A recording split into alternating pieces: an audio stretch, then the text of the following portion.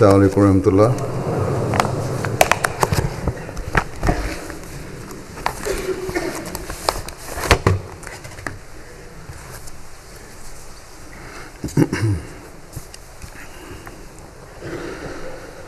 أشهد أن لا إله إلا الله وحده لا شريك له وأشهد أن محمدا عبده ورسوله.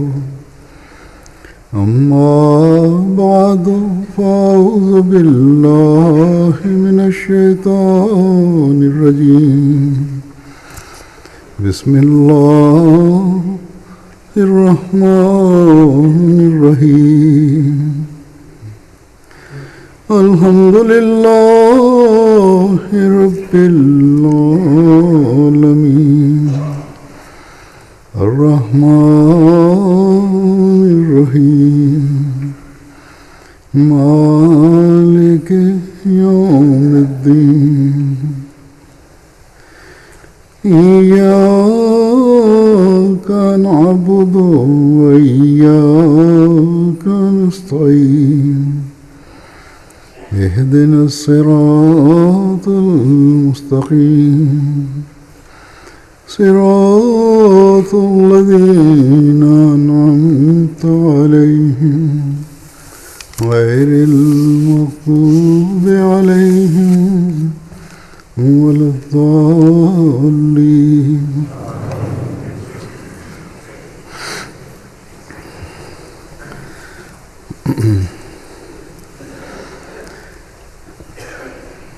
آج کل ہم دیکھتے ہیں کہ مغربی اور ترقی یافتہ دنیا میں انتہائی دائیں بازو کی سیاسی جماعتیں یا فار رائٹ جنہیں کہتے ہیں، یا نسل پرست یا قوم پرست سیاستدانوں کی اور پارٹیوں کی بڑی پذیرائی بڑی بڑھتی جا رہی ہے، ان کی اہمیت بڑھتی جا رہی ہے. تجزیہ نگار بھی اس بارے میں بہت کچھ لکھتے ہیں کہ حکومتوں کی جو موجودہ حکومتیں ہیں بائیں بازو کی حکومتیں کہلاتی ہیں، جو یا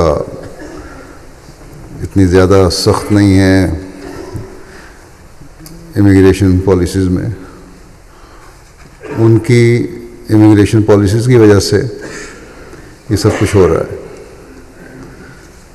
اور اس کے علاوہ بھی کچھ وجوہات ہیں، لیکن ان سب باتوں کی تان آ کر مسلمانوں پر ٹوٹتی ہے کہ مسلمانوں کو ان ممالک میں آنے پر بین ہونا چاہیے، ان کو روکا جانا چاہیے، کیونکہ یہ ہمارے اندر جذب نہیں ہوتے اور علیحدہ رہتے ہیں اور اپنے مذہب پر جو ان کے خیال میں اسلام شدت پسندی کا مذہب ہے عمل کرتے ہیں. یا پھر یہ کہا جاتا ہے کہ ان کو اپنا مذہب اور اگر یہاں ہمارے میں رہنا ہے اور اپنی روایات کو چھوڑ کر ہمارے طریقوں اور ہمارے رہن سہن کو اپنانا ہوگا. اگر اس طرح نہیں کرتے تو اس کا مطلب یہ ہے کہ یہ ہمارے اندر جذب ہونا نہیں چاہتے، اور جب اپنی انفرادیت یا مذہبی حیثیت قائم رکھتے ہیں یا رکھنا چاہتے ہیں تو پھر اس کا مطلب یہ ہے کہ ہمارے ملک کے لیے خطرناک ہو سکتے ہیں. عجیب جاہلانہ باتیں کہ مسلمانوں کی مسجد کے مینار ہمارے لیے خطرہ ہیں، ان کی عورتوں کے حجاب ہمارے لیے خطرہ ہیں، ان کی عورتوں کا مردوں سے مصافحہ نہ کرنا یا مردوں کو عورتوں سے مسافہ نہ کرنا ہمارے لیے خطرہ ہے. یہاں یو کے میں تو اکا دکا سیاستدان ہی شاید اس قسم کی باتیں کرتے ہوں، لیکن دوسرے ممالک میں اس بارے میں بہت شور ہے، اور پھر ہر روز سیاستدانوں کے بیان آ رہے ہیں اس بارے میں، اور پھر یہ دلیل بھی دیتے ہیں کہ دیکھو مسلمانوں کا ہمارے لیے خطرہ ہونا اس بات سے بھی ثابت ہوتا ہے کہ مسلمان ممالک میں شدت پسندی اور لا قانونیت انتہا کو پہنچی ہوئی ہے، اور یہاں ہمارے ملک میں بھی شدت پسندوں کے حملے مسلمانوں کی طرف سے ہی زیادہ تر ہو رہے ہیں. باقی باتیں تو ان کی اسلام مخالفت میں ہیں، لیکن بدقسمتی سے یہ بات ان کی صحیح ہے کہ مسلمان ممالک میں شدت پسندی ہے اور یہاں حملے بھی ہو رہے ہیں. اور یہ بات جو ہے، یہ اعتراض جو ہے، یہ بھی مسلمانوں کی طرف سے ان کے ہاتھ میں دیا گیا ہے. جیسا کہ میں نے کہا، کیونکہ مسلمان ممالک میں بھی دہشت گردی بھی بہت زیادہ ہے، شدت پسندی بھی ہے، اور یہاں حملے بھی ہو رہے ہیں. قطع نظر اس کے کہ شدت پسند گروہوں اور مسلمان ممالک میں باغی گروہوں کو ہتھیار مغربی ممالک سے ہی ملتے ہیں، اور اپنے مقاصد حاصل کرنے کے لیے اور اسلام کے خلاف جو بغض ہے اس کے اظہار کے لیے بعض طاقتوں نے بڑی ہوشیاری سے ان گروہوں کو منظم کیا. ایک طرف حکومتوں کو ظاہری اور خفیہ مدد دی جا رہی ہے، اور دوسری طرف باغیوں کی اور اسی طرح شدت پسند گروہوں کی کسی نہ کسی طریقے سے مدد کی جاتی ہے. اگر یہ مدد نہ ہو تو کوئی گروہ یا حکومت اتنا لمبا عرصہ لڑائی نہیں لڑ سکتے.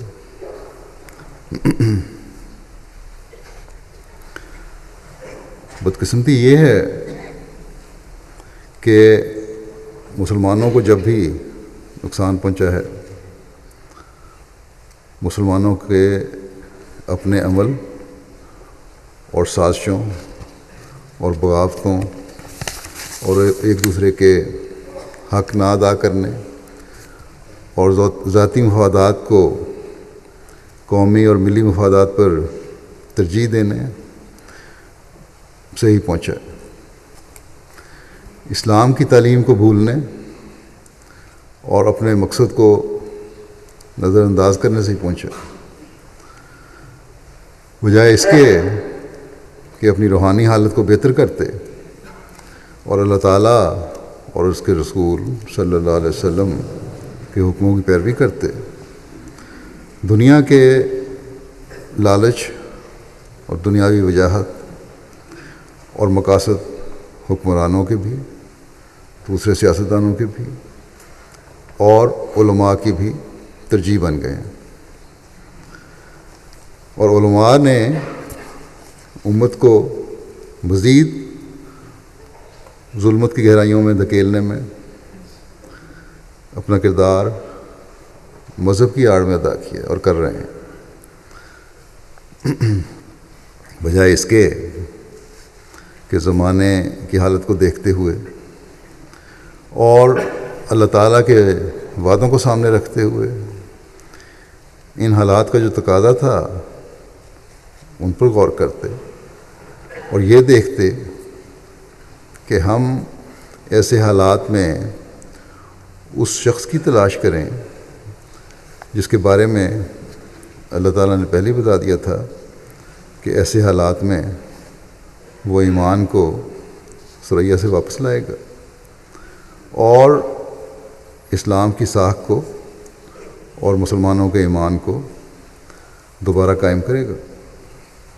نہ صرف اس بات سے یہ لوگ لاپرواہ ہو گئے، بلکہ اللہ تعالیٰ کے بھیجے ہوئے کی مخالفت میں اس قدر بڑھ گئے کہ دنیا کے ہر مسلمان ملک میں، بلکہ غیر مسلموں میں بھی جا کر، مسلم ممالک میں بھی جا کر اس کے خلاف بغض و عناد اور دشمنی کی ایسی انتہا کی جس کی کوئی حد نہیں، بلکہ اللہ تعالیٰ نے اپنے وعدے کے مطابق اس کو بھیجا تھا، اس کے ماننے والوں پر بھی ظلم و تعدی کی انتہا کر دی۔ پاکستان میں تو قانون کی آڑ میں یہ ظلم و تعدی کے بازار گرم ہے، وہاں تو کئی سالوں سے، کئی دہائیوں سے بلکہ کہنا چاہیے ہو ہی رہا ہے۔ بعض اور اسلامی ممالک میں بھی ملا کے خوف اور ظالم افسروں کی وجہ سے احمدی مشکلات کا شکار رہے اور ہو رہے ہیں، یا ان کو گزرنا پڑا۔ بعض جگہ اب نسبتاً حالات بہتر بھی ہو رہے ہیں۔ کتنا عرصہ رہتے ہیں، اللہ تعالیٰ فضل کرے اور ہمیشہ رہیں اور احمدی محفوظ رہیں۔ لیکن آج کل الجزائر میں یہ ظلم بڑھ رہا ہے، پولیس احمدیوں کو ہراساں کر رہی ہے، عدالتیں اپنی مرضی کے فیصلے کر کے احمدیوں کو جیلوں میں ڈال رہے ہیں، اور بعض کو 1 سال سے 3 سال تک کی جیل کی سزا ملی ہے، صرف اس لیے کہ انہوں نے یہ کہا کہ ہم نے آنے والے امام کو مان لیا،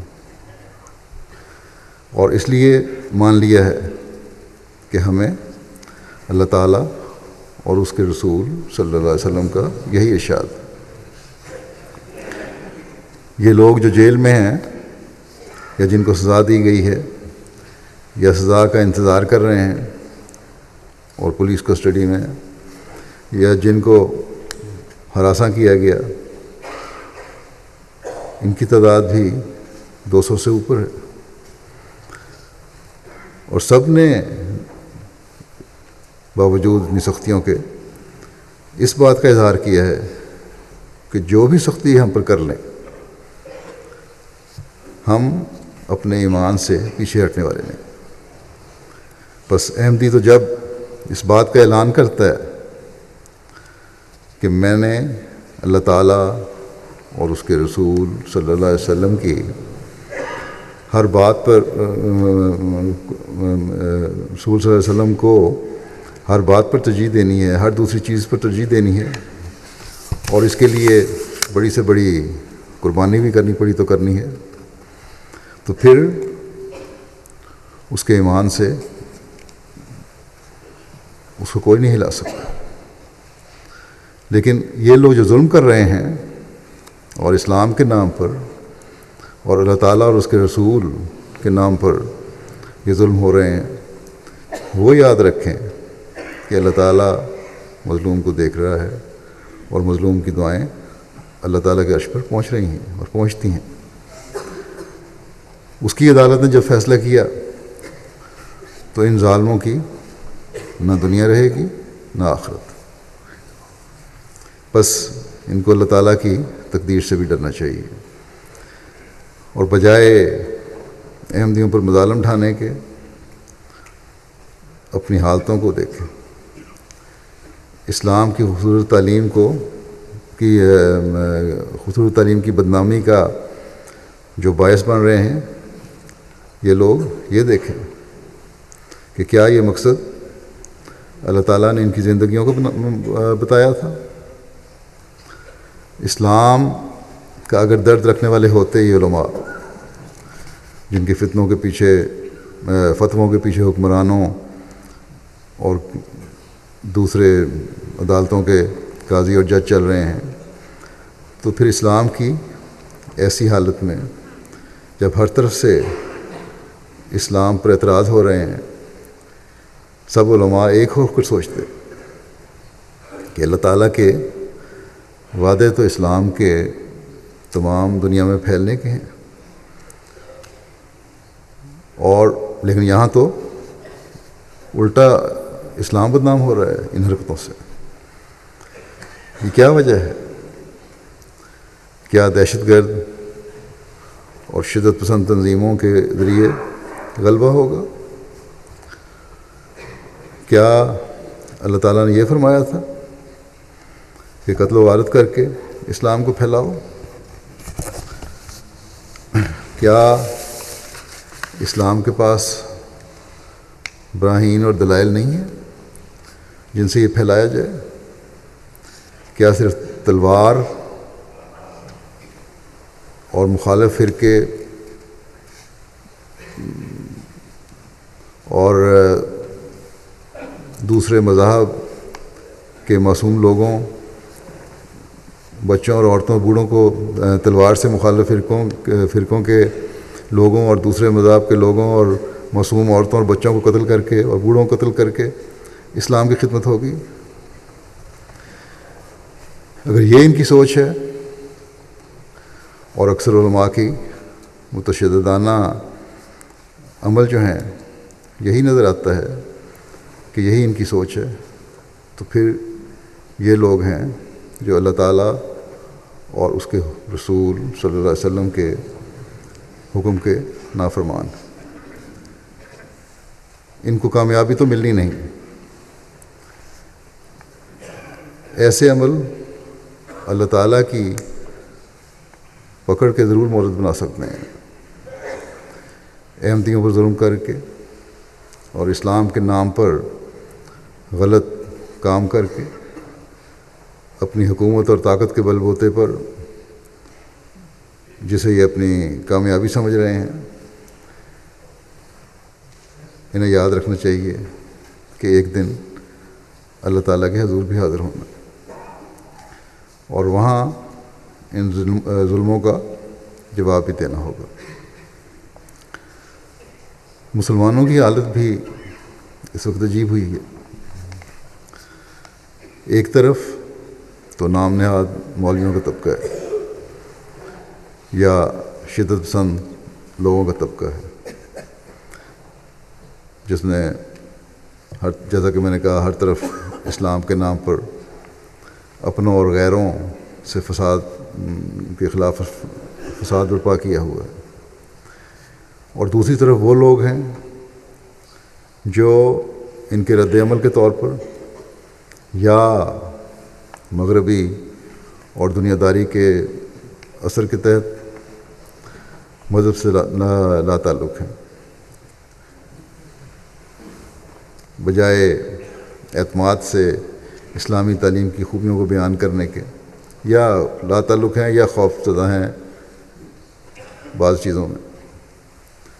اسلامی تعلیم کی خوبیوں کو بیان کرنے کے بجائے اور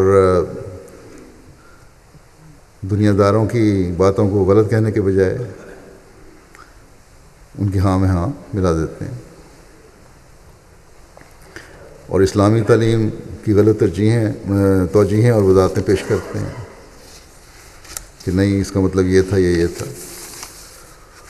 دنیا کا خوف اللہ تعالیٰ کے خوف پر ان لوگوں پر غالب ہے۔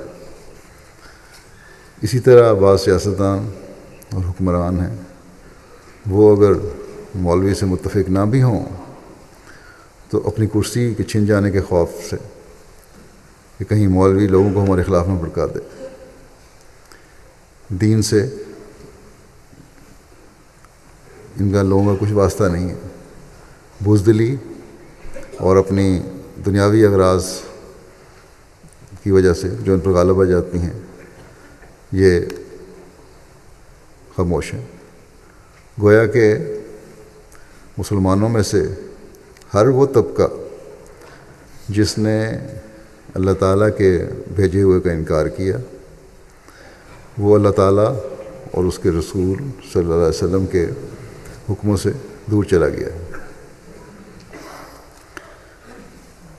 چاہے وہ مذہب کے نام پر اپنی دکان چمکانے والے مولوی ہیں۔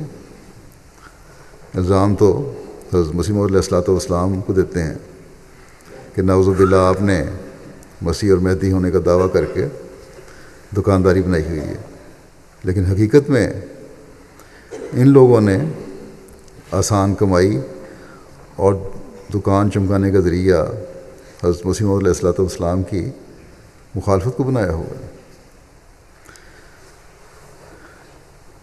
دلیل ان کے پاس ہے کوئی نہیں، جس کی وجہ سے اکثر دیکھیں آپ یہ گالیاں ہی دیتے ہیں۔ بہرحال مذہب کے نام پر یہ دکانداری کرنے والا طبقہ ہے یا دنیا داری کی خاطر مذہب کو ثانوی حیثیت دینے والا طبقہ ہے۔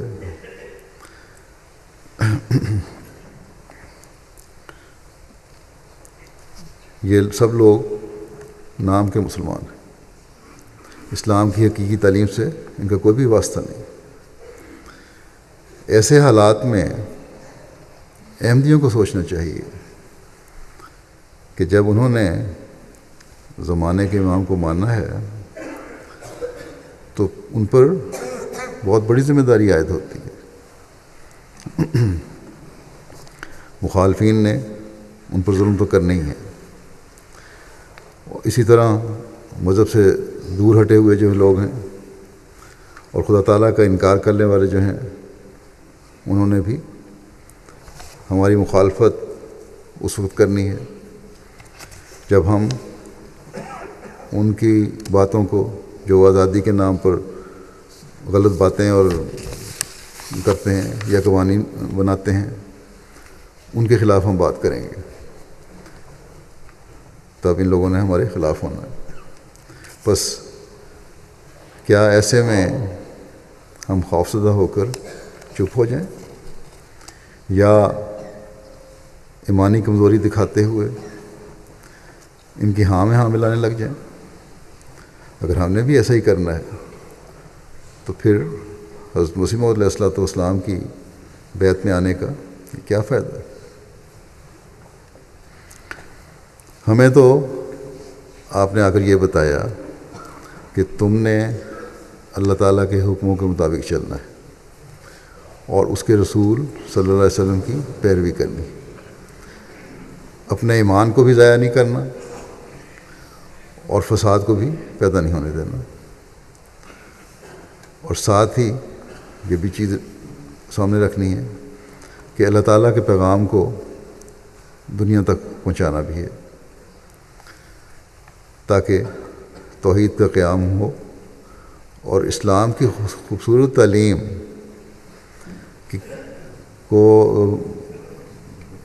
دنیا میں پھیلایا جائے اور دنیا کی اکثریت اس تعلیم کی قائل ہو۔ آپ نے فرمایا کہ اس کے لیے اللہ تعالیٰ نے قرآن کریم میں جو ہماری رہنمائی فرمائی ہے اس کے مطابق چلو، اور وہ یہ ہے کہ ادعو الی سبیل ربک بالحکمت والموعظۃ الحسنۃ وجادلہم باللتی ہی احسن، یعنی اپنے رب کے راستے کی طرف حکمت کے ساتھ اور اچھی نصیحت کے ساتھ بلا اور ان کے ساتھ ایسی دلیل کے ساتھ بحث کر جو بہترین ہو۔ بس تبلیغ کے لیے، اسلام کی خوبصورت تعلیم پھیلانے کے لیے، اسلامی احکامات کی حکمت بتانے کے لیے دلیل کے ساتھ بات کی ضرورت ہے، نہ کہ اس طرح جس طرح یہ آج کل کے نام نہاد علماء یہ شدت پسند گروہ کر رہے ہیں۔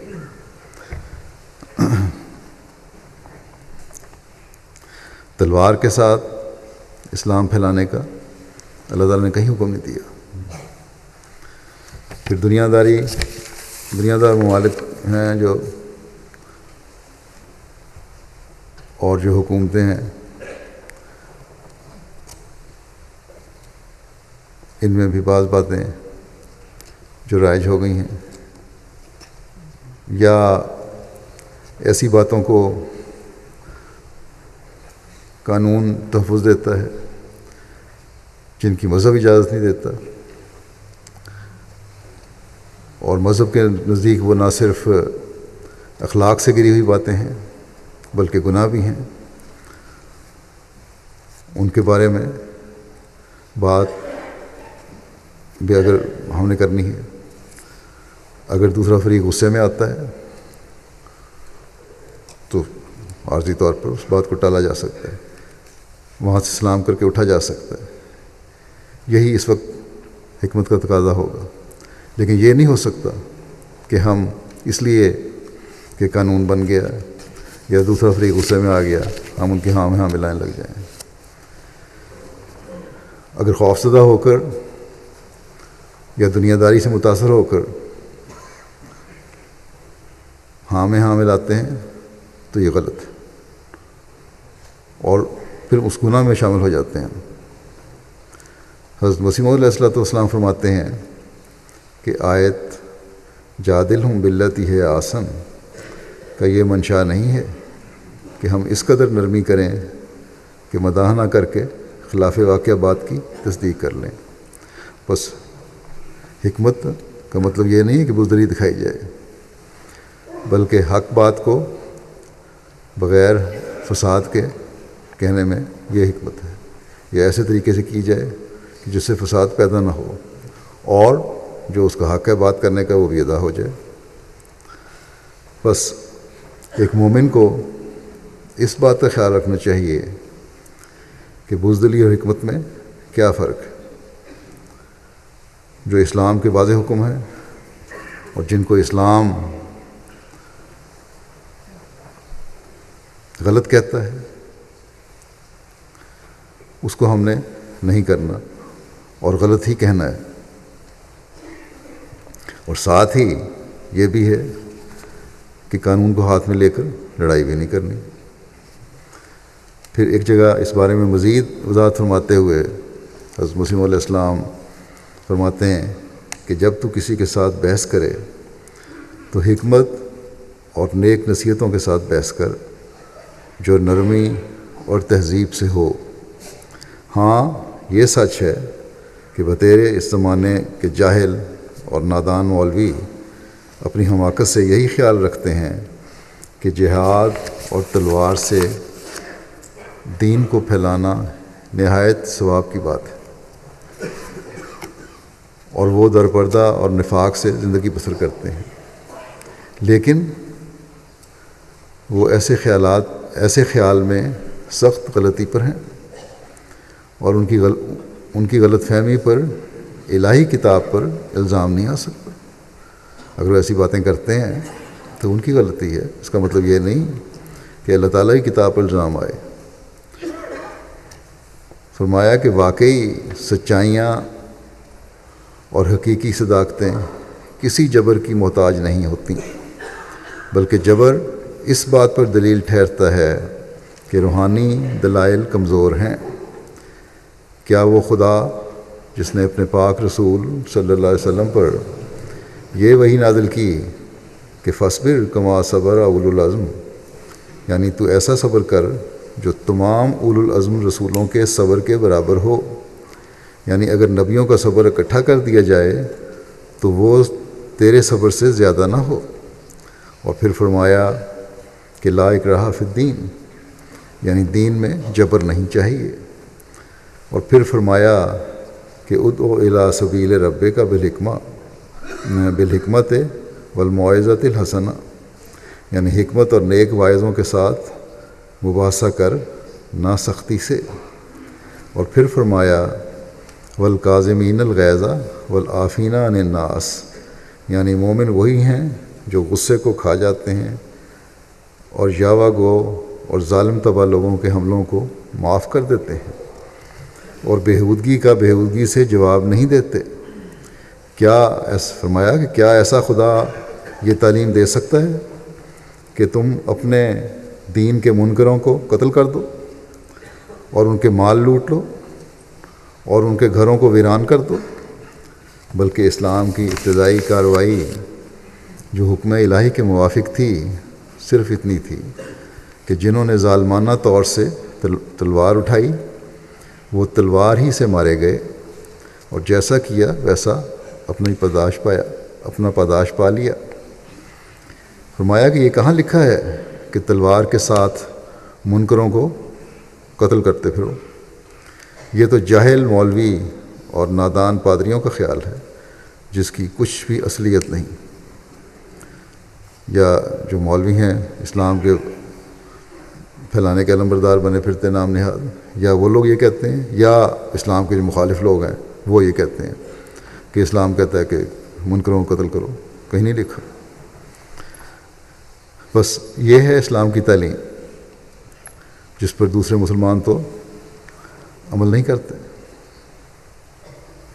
یا اس لیے کہ ان کو اسلام کا پیغام پہنچانے سے دلچسپی نہیں ہے، یا اس لیے کہ جیسا کہ حضرت مسیح علیہ السلام نے فرمایا نادان اور جاہل مولوی ہیں۔ لیکن ہم نے مسلمانوں میں بھی اور غیر مسلموں میں بھی یہ تعلیم عام کرنی ہے۔ اس لیے اپنے اپنے حلقے میں، اپنے اپنے دائرے میں ہر احمدی کو اس طرف توجہ کی ضرورت ہے، کیونکہ پہلے اگر چھپے ہوئے تھے یہ لوگ اور نفاق کی زندگی گزار رہے تھے لیکن اسلام کی شدت پسند تعلیم کا نظریہ رکھتے تھے، تو اب ایسے گروہ ہیں جو کھلے عام ایسی باتیں کرتے ہیں اور پھر غیروں کو ہی نہیں بلکہ مسلمان کی گردن کاٹ رہا ہے اور اسلام کو بدنام کر رہے ہیں۔ احمدیوں کے خلاف تو یہ سب ہیں ہی، ایک فرقہ دوسرے فرقے کے خلاف اور ایک گروپ دوسرے گروپ کے خلاف بھی قتل و غارت گری کر رہا ہے۔ ایسے میں احمدیوں کا کام بہت بڑھ گیا ہے۔ حضرت مسیح موعود علیہ الصلوۃ والسلام فرماتے ہیں کہ یاد رکھو، جو شخص سختی کرتا ہے اور غضب میں آ جاتا ہے اس کی زبان سے معارف اور حکمت کی باتیں ہرگز نہیں نکل سکتی۔ وہ دل حکمت کی باتوں سے محروم کیا جاتا ہے جو اپنے مقابل کے سامنے جلد طیش میں آ کر آپے سے باہر ہو جاتا ہے۔ گندہ دہن اور بے لگام کے ہونٹ لطائف کے چشمے سے بے نصیب اور محروم کیے جاتے ہیں۔ غضب اور حکمت دونوں جمع نہیں ہو سکتے۔ فرمایا جو مغلوب الغضب ہوتا ہے اس کی عقل موٹی اور فہم کند ہوتا ہے، اس کو کبھی کسی میدان میں غلبہ اور نصرت نہیں دیے جاتے۔ غضب نصف جنون ہے، جب یہ زیادہ بڑھتا ہے تو پورا جنون ہو سکتا ہے۔ بس جب غضب اور جنون ہو جائے تو انسان پھر عقل کی باتیں نہیں کرتا، اور یہی ہم غیروں سے میں دیکھتے ہیں۔ ہمارے خلاف تو مولوی ہر جگہ یہ عمل دکھا رہا ہے، اور اس کا یہ عمل اسلام کو بھی بدنام کر رہا ہے، پھر ہمارے خلاف ہی نہیں۔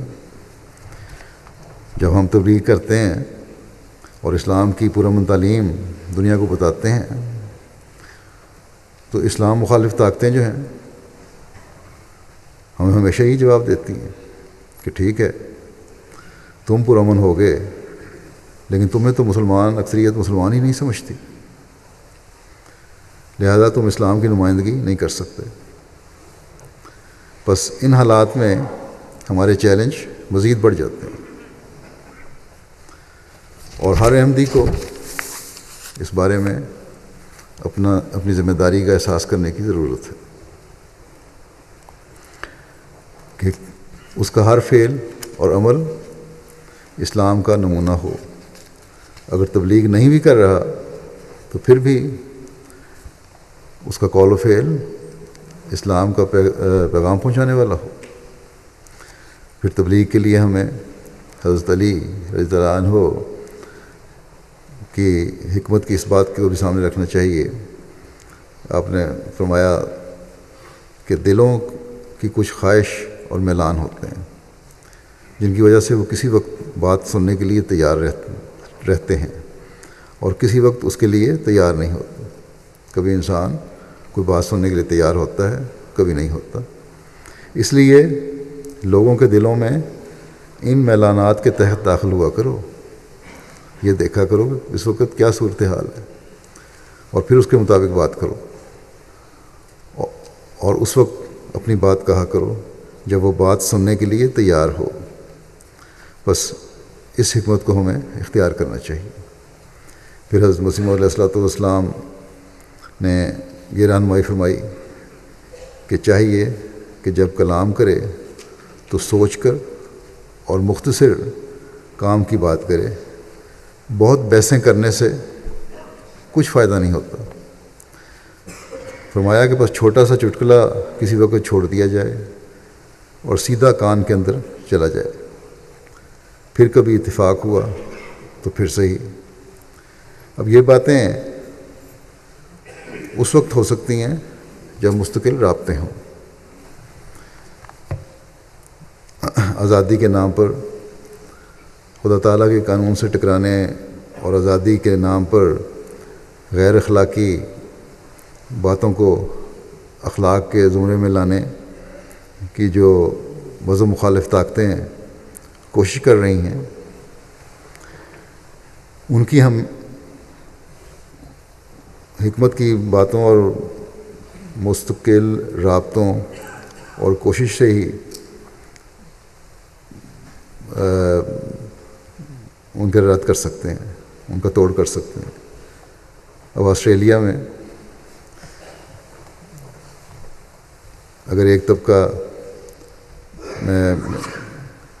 اسلام دشمنی تک یہاں تک پہنچ گیا ہے کہ اگر مسلمان مرد عورتوں سے یا عورتیں مردوں سے مصافحہ نہیں کرتے تو انہیں ملک سے نکال دینا چاہیے۔ اس بارے میں حکمت سے اپنے اپنے دائرے میں ہر احمدی کو کام کرنا چاہیے۔ یا حجاب کے کچھ لوگ خلاف ہیں، یا بعض ملکوں میں مسجدوں اور میناروں کے خلاف ہیں، یا ہالینڈ کے ایک سیاستدان کا بیان ہے کہ تمام مسلمانوں کو ہی ملک سے نکال دو، یا ایک مخصوص ملک کے مسلمانوں کو ملک سے نکال دو، یا امریکہ کے صدر بعض مسلمان ممالک کے لوگوں پر پابندیاں لگانا چاہتے ہیں۔ تو یہ بے شک اسلام مخالف سوچ کا نتیجہ ہے یہ ساری باتیں، اور بعض مسلمان گروہوں کے عمل اس کو ہوا دینے والے ہیں۔ لیکن ساتھ ہی اسلام کی تعلیم کی حقیقت بھی ان لوگوں کی اکثریت کو معلوم نہیں۔ اس لیے ہمیں ہر جگہ جہاں جماعت کی تعداد اتنی ہے کہ مؤثر پیغام پہنچانے کا کام کر سکیں، اپنے روایتی پروگراموں کے ساتھ جو تبلیغی پروگرام ہیں، مؤثر پروگرام اسلام کے امن اور سلامتی کے پیغام کو پہنچانے کے لیے بھی بنانے چاہیے۔ ان ملکوں میں جہاں اسلام کے خلاف قوتیں زور پکڑ رہی ہیں، ان کے زور کو توڑنے کے لیے اگر کوئی کوشش کر سکتا ہے، منظم کوشش، تو وہ جماعت احمدیہ ہی کر سکتی ہے۔ دوسرے مسلمان اسلام کی خوبصورتی کو ظاہر کرنے اور اس کا پیغام پہنچانے کا کام کر ہی نہیں سکتے، انہیں وہ تنظیم ہی نہیں ہے، نہ ان کے پاس علم ہے۔ یہ کام اب حضرت مسیح موعود علیہ السلام کے ساتھ منسلک ہونے والوں کے ذریعے مقدر ہے۔ بس اس بات کی اہمیت کو ہمیں سمجھنا چاہیے۔ حضرت مسیح موعود علیہ السلام ایک جگہ فرماتے ہیں، جس قدر زور سے باطل حق کی مخالفت کرتا ہے، اسی قدر حق کی طاقت اور قوت تیز ہوتی ہے۔ فرمایا یہ ایک قدرتی نظارہ ہے، حق کی جس قدر زور سے مخالفت ہو اس قدر وہ چمکتا اور اپنی شوکت دکھاتا ہے۔ آپ فرماتے ہیں کہ ہم نے خود آزما کر دیکھا ہے کہ جہاں جہاں ہماری نسبت زیادہ شور و غل ہوا ہے وہاں ایک جماعت تیار ہو گئی، اور جہاں لوگ سن کر خاموش ہو جاتے ہیں وہاں زیادہ ترقی نہیں ہوتی۔ بس اس مخالفت میں جہاں مسلمانوں کی طرف سے مخالفت ہے وہاں ہم دیکھتے ہیں کہ احمدیت کا تعارف ہو رہا ہے اور ترقی بھی ہو رہی ہے۔ الجزائر میں بھی ہماری تبلیغ سے شاید جماعت کا اور حضرت مسیح علیہ الصلوۃ والسلام کا اتنا تعارف نہ ہوتا جتنا ان مقدمات اور ہمارے خلاف اخباروں میں لکھنے کی وجہ سے ہوا ہے، اور سعید فطرتوں پر اس کا نیک اثر بھی ہو رہا ہے۔ اسی طرح غیر مسلم ممالک میں بھی جب اسلام کے خلاف فضا ہے ہمیں زیادہ سے زیادہ احمدیت اور حقیقی اسلام کو متعارف کروانے کی کوشش کرنی چاہیے۔ جیسا کہ میں نے کہا کہ پورا من تعلیم کو پھیلانا چاہیے، اس سے شاید ہماری مخالفت بھی بڑھے گی ایک طبقے میں۔ بعض جگہ ایسے نمونے سامنے آ بھی رہے ہیں کہ مخالفت بڑھتی ہے، غیروں میں بھی، عیسائیوں میں بھی۔ مثلا مشرقی جرمنی میں جماعت کے خلاف قوم پرست بہت کچھ کہتے ہیں، لیکن نیک فطر دلوں پر اس کا مثبت اثر بھی ہو رہا ہے، جماعت کا تعارف ہو رہا ہے۔ بس اس سے ہمیں خوف زدہ ہونے کے بجائے خوش ہو کر اپنے کام کو تیز کرنا چاہیے، اور ہر احمدی کو اپنے نمونے اور اپنے اظہار سے تبلیغ کا حصہ بننا چاہیے۔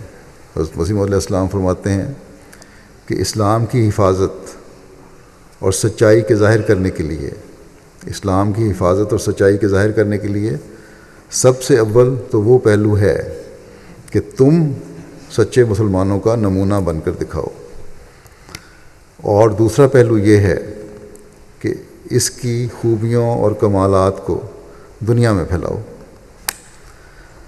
اللہ تعالیٰ ہمیں توفیق دے کہ ہم اپنی زندگیوں کو اس کے مطابق گزارنے والے ہوں، سچے مسلمانوں کا نمونہ بننے والے ہوں، اور تمام تر مخالفتوں کے باوجود اسلام کی خوبیوں اور کمالات کو دنیا میں پھیلانے والے بنیں، اور حقیقی اسلام کی حفاظت اور سچائی ظاہر کرنے والوں میں سے ہم میں سے ہر ایک بن جائے۔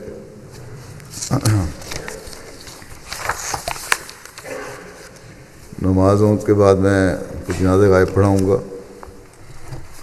پہلا جنازہ غائب ہے مکرم محترم مولانا حکیم محمد الدین صاحب قادیان کا، جو محترم محمد عزیز الدین صاحب کے بیٹے تھے۔ 15 مارچ 2017 کو 97 سال کی عمر میں ان کی وفات ہو گئی۔ انا للہ و انا الیہ راجعون۔ ان کے دادا حضرت حکیم مولوی وزیر الدین صاحب حضرت مسیح علیہ الصلوۃ والسلام کے صحابی تھے، اور 313 صحابہ کی فہرست میں ان کا نام حضرت مسیح علیہ السلام نے اپنی 2 کتب آئینہ کمالات اسلام اور ضمیمہ جامع آتم میں درج فرمایا ہوا ہے۔ حضرت حکیم مولوی وزیر الدین صاحب کانگڑا میں ایک مدرسے کے ہیڈ ماسٹر تھے۔ حضرت مسیح علیہ السلام کی پیشگوئی کے مطابق 1905 میں کانگڑے میں جو خوفناک زلزلہ آیا تھا اس میں آپ اور مدرسے کے طلباء معجزانہ طور پر بچ گئے تھے۔ حکیم محمد الدین صاحب مرحوم جون 1920 کو مکیریاں ضلع ہوشیارپور میں پیدا ہوئے۔ میٹرک کا امتحان لاہور سے اور انٹر کا امتحان قادیان سے پاس کیا۔ منشی فاضل کی ڈگری حاصل کی۔ 2 سال طبیہ کالج لاہور میں تعلیم حاصل کی، وہاں سے طبی حکیم حاذق کی ڈگری حاصل کی۔ 1939 سے 1940 تک محکمہ ریلوے میں اسسٹنٹ اسٹیشن ماسٹر کے طور پر کام کیا۔ پھر 1943 میں حضرت مسلم ماؤد رضی اللہ عنہ کی تحریک پر وقف زندگی کی درخواست تھی۔ اس وقت حضرت یونس ثانی نے یہ ارشاد فرمایا کہ اپنا کام جاری رکھیں اور تبلیغ کرتے رہیں، لیکن ان کی خواہش یہی تھی حضرت مسلم ماؤد رضی اللہ عنہ کے خطبے کو سن کر کہ وقف کریں اور باقاعدہ مبلغ کے طور پر کام کریں۔ اور آخر پھر اسی خواہش کی وجہ سے اور مسلسل حضرت خلیفۃ مسیح ثانی کو لکھتے رہنے کی وجہ سے ایک وقت آیا جب ان کو بطور مبلغ لے لیا گیا اور بمبئی میں مبلغ انچارج بنا دیا گیا ان کو. پہلے انہوں نے مولانا نذیر احمد مولانا عبدالرحیم نیر صاحب کے تحت کام کیا معاون کے طور پر، پھر خود مبلغ انچارج ان کو بنایا گیا. مجموعی طور پر 25 سال تبلیغ کے میدان میں خدمت بجا لانے کی توفیق پائی. 1972 کے آخر میں قادیان مرکز بلا لیا گیا، یہاں مدرسہ احمدیہ میں پہلے استاد مقرر ہوئے. پھر 12 سال بطور ہیڈ ماسٹر مدرسہ احمدیہ خدمت بجا لانے کی توفیق ملی. بحیثیت ناظم دارالقضاء، صدر مجلس انصار اللہ بھارت اور ممبر اور پھر صدر مجلس کار پرداز کے طور پر خدمت کی توفیق ملی. ناظم وقف جدید بھی بنائے گئے اور 2011 میں ان کو میں نے صدر سجن احمدیہ بنایا تھا اور 2014 تک یہ صدر سجن احمدیہ کی خدمت بجا لاتے رہے. اس لحاظ سے بڑا وسیع بڑا ان کا جو خدمت کا عرصہ ہے بہت وسیع ہے، کئی سالوں میں پھیلا ہوا ہے. ان کو حج بدل کے طور پر حج بیت اللہ کی توفیق ملی. قرآن کریم کی تلاوت بڑی عمدہ کیا کرتے تھے، آواز بھی بڑی اونچی تھی.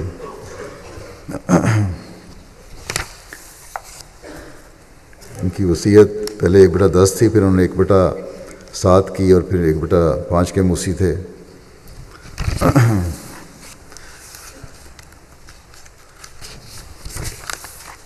بے نفس انسان تھے، بڑی عاجزی سے اور بے نفس ہو کر انہوں نے ہمیشہ خدمت کی. اپنے سے بہت جونیئر کے بھی ماتحت رہے تو کامل اطاعت کے ساتھ انہوں نے اپنے جونیئر مربیان کے تحت بھی کام کیا.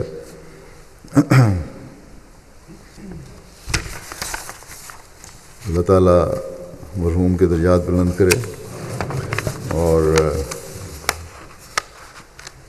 ان کی اولاد کو بھی، جس وقت بیٹیاں 3 پاکستان میں ہیں، 3 بھارت میں ہی ہیں، 2 بیٹے ہیں جماعت کی خدمت کر رہے ہیں. اللہ تعالیٰ ان کو بھی وفا اور اخلاص سے اپنے عہد بیت کو نبھانے اور خدمت کرنے کی توفیق عطا فرمائے.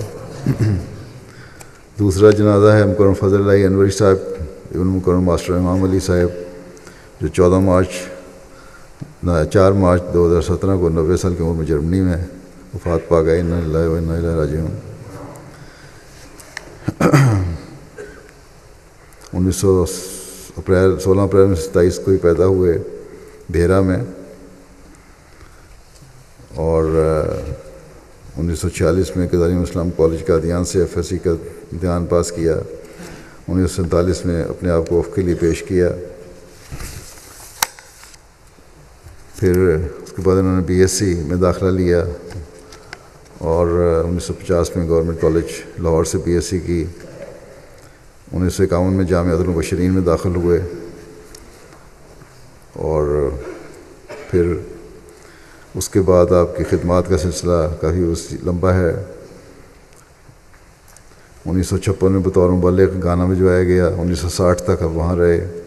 1960 سے 1964 تک جامعہ احمدیہ ربوہ میں استاد رہے. 64 سے 67 تک مغربی جرمنی کے مبلغ رہے. پھر 68 سے افریقہ میں نائجیریا بھیجے گئے. 1972 تک وہاں رہے. 1972 میں پھر جرمنی آئے اور 1970 تک وہاں خدمات انجام دیں. 1979 میں سیکٹری حدیقت المبشرین میں کام کیا. ایڈیشنل ناظر اصلاح و ارشاد تعلیم قرآن بھی مقرر ہوئے اور 1982 میں گیمبیا مبلغ کے طور پر گئے. 1983 تک پھر وہاں رہے. پھر ان کا نائجیریا تبادلہ ہو گیا بطور مبلغ اور 1986 سے تک وہاں رہے. 1986 میں واپس پاکستان گئے. جامعہ احمدیہ میں بطور استاد خدمت کی توفیق پائی اور 1988 میں آپ کا تقرر پھر وکالت تصنیف میں ہوا. 1988 تک پھر سلسلہ توفیق بھائی، اس کے بعد آپ کی ریٹائرمنٹ ہوئی، اس کے بعد آپ جرمنی میں ہی تھے۔ جرمنی میں بھی 1974 کے حالات کے بعد آپ نے وہاں احمدیوں کو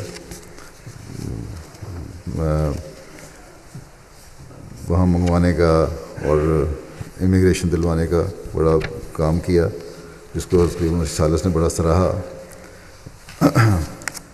اور جو پرانے بعض ہیں وہاں رہنے والے احمدی، انہوں نے مجھے لکھا عرفان خان صاحب نے مثلا کہ باپ کی طرح انہوں نے وہاں ہمیں رکھا۔ اس وقت حالات بھی ایسے نہیں تھے، مالی حالات بھی جماعت کے، یہاں تک احتیاط کرتے تھے کہ ہم پانی نہ ضائع کریں، اور وضو کرتے ہوئے ہمارے پیچھے کھڑے ہو جایا کرتے تھے کہ پانی ضائع تو نہیں کر رہے، تاکہ اور نوجوانوں کو اس وقت جب نوجوانی اکثریت نوجوانوں کی آئی تھی وہاں، ان کو آپ نے باقاعدہ جماعت کے ساتھ منسلک رکھا اور ان کی تربیت بھی کرتے رہے۔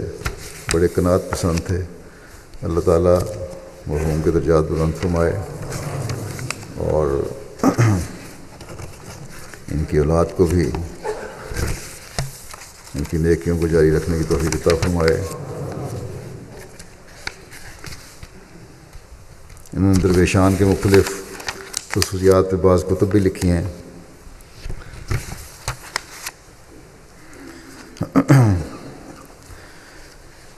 تیسرا جنازہ ہے ابراہیم بن عبداللہ اغزول صاحب، جمال اغزول صاحب کے والد ہیں مراکش سے۔ 10 مارچ 2017 کو 81 سال کی عمر میں ان کی وفات ہوئی۔ انا للہ و انا الیہ راجعون۔ انہوں نے سن 2000 میں بیعت کی تھی۔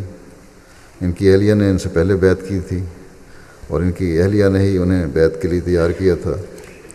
اکثر MTA دیکھتے رہتے تھے، نمازوں کے پابند اور قرآن کریم سے خاص محبت رکھنے والے تھے۔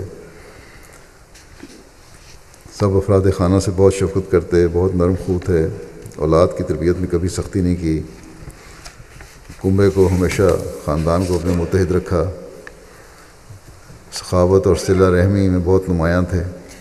مالی لحاظ سے کمزور بھائیوں کو اچھے دنوں میں اپنی تجارت میں شریک کر کے ان کے مالی حالات بہتر کرنے کی کوشش کرتے۔ مہمان نوازی ان کا خاص وصف تھا، جماعتی مہمانوں کے آنے پر بڑے خوش ہوتے تھے۔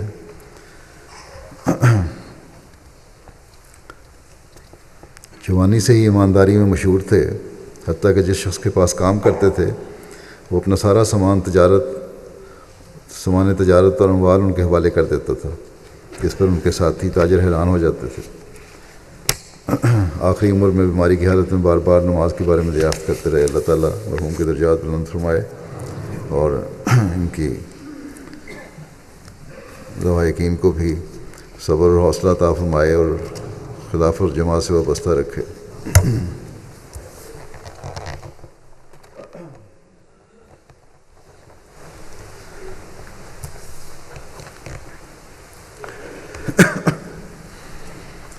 الحمد لله نحمده ونستعينه ونستغفره ونؤمن به ونتوكل عليه ونعوذ بالله من شرور أنفسنا ومن سيئات أعمالنا، من يهده الله فلا مضل له ومن يضلل فلا هادي له، ونشهد أن لا إله إلا الله ونشهد أن محمدا عبده ورسوله۔